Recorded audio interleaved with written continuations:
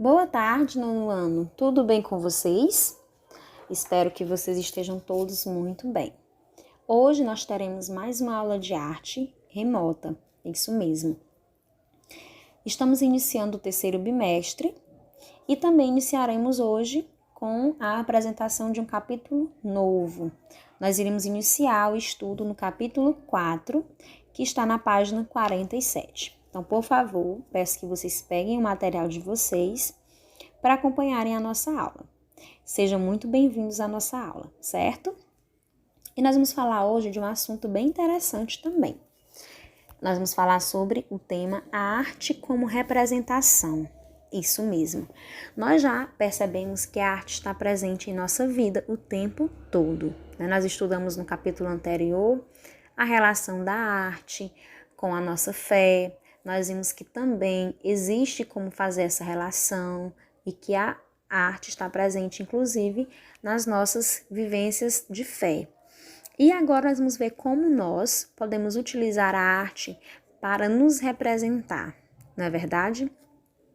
E aí, para início de capítulo, vocês agora verão algumas imagens que também estão na abertura do livro, que são relacionadas com uma festa que acontece em nosso país todos os anos.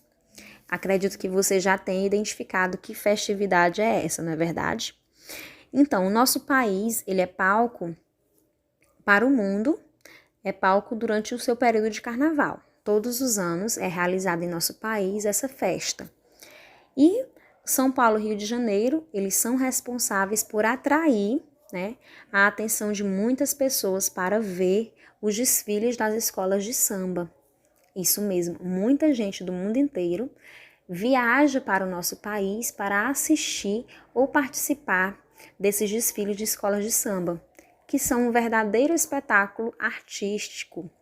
Nós podemos perceber pelo figurino, o uso de cores, o uso de elementos variados, a dança, a música. Tudo isso está reunido numa apresentação só, que é o desfile das escolas de samba. São Paulo e Rio de Janeiro, Paulo e Rio de Janeiro centralizam aí um dos carnavais mais bonitos do mundo. Então, o nosso país é conhecido lá fora por muita gente como o país do carnaval, porque tem uma festividade muito rica de arte, não é verdade? Então, ali nós temos várias linguagens artísticas presentes. Além do que a gente tem, o texto, que também faz parte do teatro. O texto, que é o quê? Todas as escolas de samba, todos os anos, elas escolhem um assunto, uma história que eles vão retratar no desfile. E essa história tem um texto, não é verdade, que é transformado em uma letra de música. E aí é colocado a melodia com a presença dos instrumentos. E aí nós temos o samba enredo, que conta a história que foi escolhida pela comunidade para o desfile em forma musical, onde todos vão cantar e dançar também. E aí nós temos o palco e a plateia presentes. Então nós temos um verdadeiro teatro ali nas escolas de samba. É tão bonito ver que cada detalhe foi pensado, foi detalhado, foi fruto da criatividade. E essa criatividade a gente consegue perceber ao ver essas apresentações. Eu mesma nunca vi pessoalmente, mas eu gosto muito de assistir pela televisão e acho assim de extrema criatividade, desde a letra da música, o samba enredo, até as vestimentas e fantasias que eles utilizam no desfile. E geralmente eles escolhem fatos que são históricos, então é até uma maneira de aprender mais sobre determinados assuntos, tá? E aí nas escolas de samba, nesse desfile, nós temos e vemos a união de diversos aspectos culturais, O carnaval e desfile de escolas de samba é uma representatividade do nosso país, mas que existe ali uma mistura de culturas. Nós sabemos que nós somos um povo que foi colonizado pelos portugueses e recebemos diversos outros povos em nosso país. Então nós temos uma cultura bem diversificada e também misturas, Então, nós simbolizamos aí, através dessa festividade, os aspectos de identidade do nosso povo, Então, o carnaval, ele não surge aqui no Brasil, mas o samba, sim. O samba é um gênero musical do nosso país. Então vejam que união bela, né? O teatro está ali aberto para as pessoas, trazendo música, interação e mostrando a criatividade artística. Então é uma maneira de representar a identidade do nosso povo, certo? E agora nós vamos para a página 48, isso mesmo. Na página 48 nós temos o quadro sobre o tema Penso, que é um quadro que está presente em nosso livro e que é hora de nós colocarmos aqui o nosso pensamento sobre o assunto. Então, vocês irão responder no livro o quadro sobre o tema Penso, que desta vez traz a seguinte pergunta: no palco da vida, o que é representar personagens? A gente viu que no carnaval, cada pessoa está representando ali personagens. Vejam que existem desfiles de escolas de samba que eles representam uma pessoa que foi histórica para o país, um presidente, cantores, jogadores. Então, são pessoas que marcaram a história do país ou do assunto que eles escolheram retratar, certo? Mas nós estamos, durante toda a nossa vivência, também representando personagens. Vocês mesmos, vocês são filhos, vocês são estudantes, vocês são amigos, vocês jogam bola, então são jogadores. As meninas que dançam são dançarinas.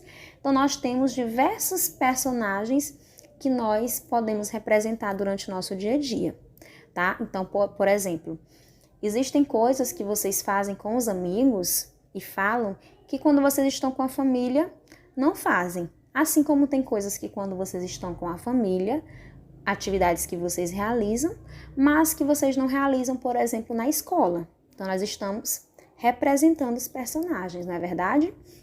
E aí você vai anotar a sua percepção lá no quadro sobre o tema Penso, certo? Após você fazer isso, nós vamos para a parte do Registre Suas Ideias, que é onde nós iremos agora registrar as ideias que nós temos, né? As ideias criativas que são frutos da nossa mente.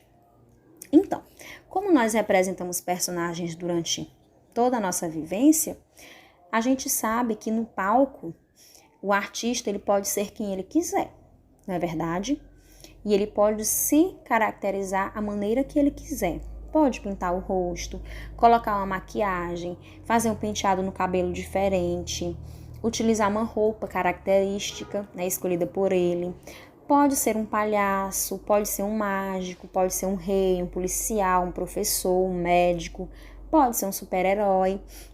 Então, vai da nossa imaginação, na verdade, a nossa criatividade. Nós sabemos que existem teatros, né, peças teatrais, que são realizadas por várias pessoas. Tem vários personagens, cada personagem tem sua fala, tem uma história bem grande, bem bonita, com todas aquelas pessoas participando, certo? Mas também existem as peças teatrais realizadas por uma única pessoa, apenas uma pessoa presente no palco. Vocês já ouviram ou já assistiram a algum espetáculo assim? Isso mesmo. Esse espetáculo em que apenas uma pessoa é o personagem chama-se monólogo. Isso mesmo. A palavra monólogo ela vem do grego monos, que quer dizer um, logos quer dizer palavra. Se a gente fosse ao pé da letra, seria uma palavra, não é verdade? Mas trazendo para o mundo teatral, monólogo quer dizer a fala de uma única pessoa. Então, você sozinho no palco, falando com você mesmo. Olha que interessante, né? É você conversando com seus botões. Então, monólogo é a apresentação teatral de apenas uma pessoa, tá? E a palavra diálogo vem de di, que quer dizer dois, e logos, que é palavra. Então, são as palavras entre duas ou mais pessoas. Trazendo isso para o âmbito teatral, monólogo é o texto que o autor fala consigo, como eu expliquei para vocês, e com a sua consciência, certo? Então, olha, é como se o seu pensamento estivesse falando por você, tá? E aí, nesse pensamento que você vai colocando em palavras, acontece o que nós chamamos de cartase, que é o momento em que você libera os seus sentimentos que estão entre você, que é o ator, e a plateia que está lhe assistindo, certo? É como se houvesse uma interação ali. E o teatro dialogado, né, que é aquele que tem mais de um personagem, é que no palco os personagens interagem entre si. Então não tem um único, né, tem vários, pode ter 2 ou mais, e que estão interagindo entre si. É interessante a gente observar e lembrar aqui, por exemplo, de livros que nós já lemos, que se transformaram em peças teatrais. Vocês mesmos na escola já realizaram peças teatrais de livros, né, bem interessante da literatura. E nós vamos agora estudar um pouquinho a fundo o que é esse monólogo, né, que é a parte de você falar sozinho, sua reflexão e seu pensamento. Isso mesmo. É a parte do momento que o ator ele vai liberar os sentimentos internos dele para a plateia, para o público. E aí eu vou deixar um link para vocês assistirem um monólogo bem interessante, certo? E a partir deste monólogo, vocês vão se basear para construir o de vocês. Na construção de um monólogo, qual é a primeira coisa que a gente faz no teatro? Primeiro vem o texto, isso mesmo, porque o texto ele é como se fosse o planejamento da nossa peça teatral, da nossa encenação. Então, vocês vão escrever o texto como se estivessem escrevendo no diário, isso mesmo. Acredito que em português vocês já devam ter estudado, né? Relatado alguma coisa que vocês vivenciaram. E aí, como é um monólogo, deve ser escrito em primeira pessoa, é eu, né? Você vai contar o seu pensamento e a sua vivência. Escrito esse texto como se fosse para um diário, e aí você vai fazer a encenação do seu monólogo, né? Você vai estudar o seu texto, realmente aprender o texto, para então realizar o seu monólogo gravando.